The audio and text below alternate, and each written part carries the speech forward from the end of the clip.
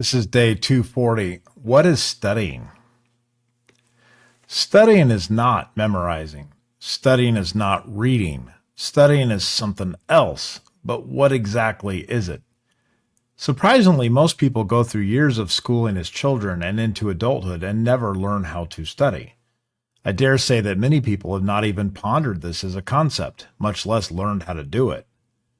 This seems to be reserved only for those who have to digest complex and rigorous material in order to achieve significant career advancement, such as becoming board certified after medical school or passing a bar exam as a new attorney. However, it seems to me that the act or practice of studying is vitally important, especially if we hope to enhance or improve ourselves. In researching this topic, I realized that the process of learning something is highly nuanced and complex.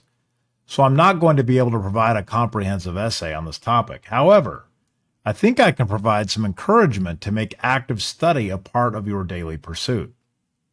Most successful people I have met include a legitimate course of study as part of their regular life, much like they would incorporate physical exercise.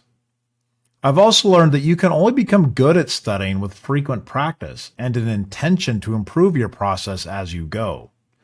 Learning can never be passive. It must always be highly active in terms of learning something to the point that you can use it in your day-to-day life and in your business. The first principle to address is that of the outcome.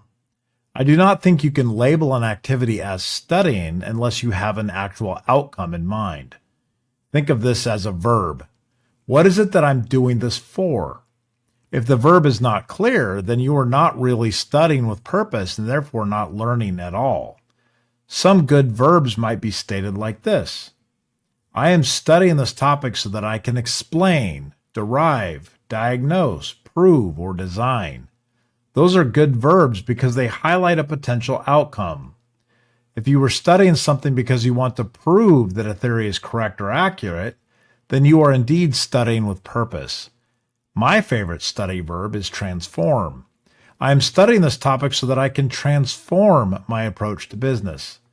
That word has a lot of import to it, and it focuses me on learning ways that I can engage the business in a unique and transformative manner. From this point, there are many different mechanisms for learning that you might employ. I took several courses on learning modalities in graduate school, so I can still pull some of these from memory. One of the popular approaches in the educational psychology world is active encoding. If you can connect these ideas that you are learning to what you already know, that allows you to elaborate on your current corpus of knowledge. This is an active methodology that makes learning more relevant to you. Also, you can learn to organize the material by mapping the concepts out visually or by breaking the material down into simple chunks that you can understand. This is one way to encode what you are learning. Some theorists suggest that when you do this, you should represent these chunks in more than one method of display, often referred to as dual encoding.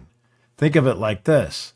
After you learn something, break it down, then reassemble it into a presentation. Then do so again, but this time make a small video on the topic. This is encoding through different means and is considered to be highly effective in helping people process new material and learn it. Once you think you are started to understand something, you can start practicing retrieval. This is not just flashcards and memorization. Rather, produce problems, outline a proof. These are things that you really need to struggle through as you apply new material to hypotheticals. When you are in these scenarios, which is most common in a classroom environment, then you are actually studying. You are taking what you have encoded and trying to apply it to a problem domain.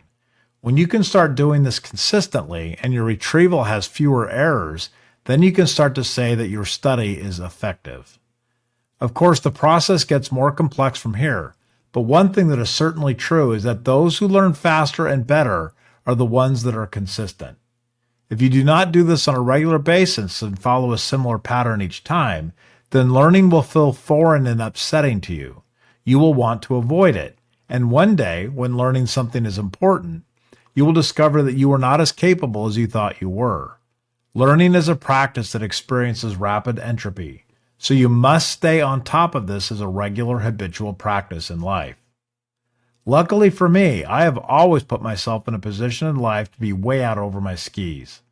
I am always pretending to be something I am not.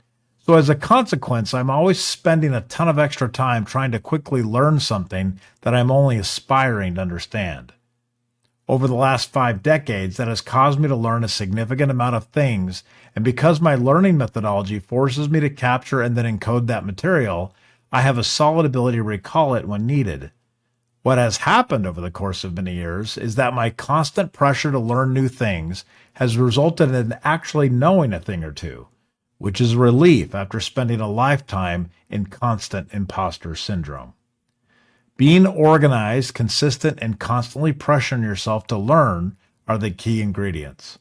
One thing that I've gotten excited about is how much easier this process is now with modern learning tools and AI.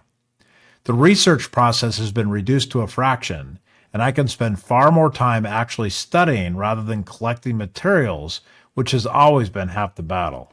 So you have no excuses now. Becoming better at whatever you want to do has never been easier and more accessible than it is today.